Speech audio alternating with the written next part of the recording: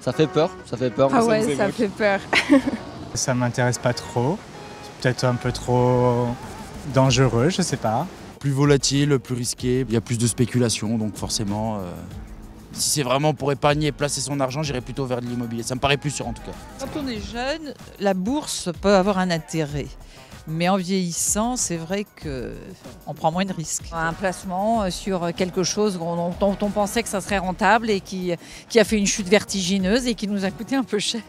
Là, j'aurais plus dit crypto, on est sur un moment où ça augmente un petit peu. Je mettrais sur des projets intéressants, mais je pense pas qu'il faille tout mettre là-dedans non plus. C'est vrai, les marchés financiers sont volatiles et en particulier les actions cotées en bourse. C'est vrai aussi qu'il y a de la spéculation et que les actions sont plus risquées que d'autres types d'investissements. Mais si on regarde les grands indices boursiers sur longue période, les performances sont généralement positives.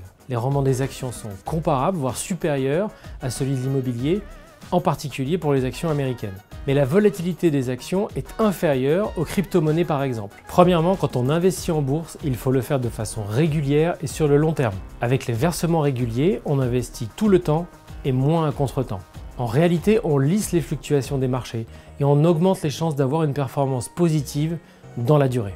Deuxièmement, il faut avoir un portefeuille diversifié, donc pas uniquement investi sur quelques actions. Plutôt que d'essayer de faire des coups en bourse, le plus efficace est d'avoir plusieurs valeurs sur différentes régions et différents secteurs.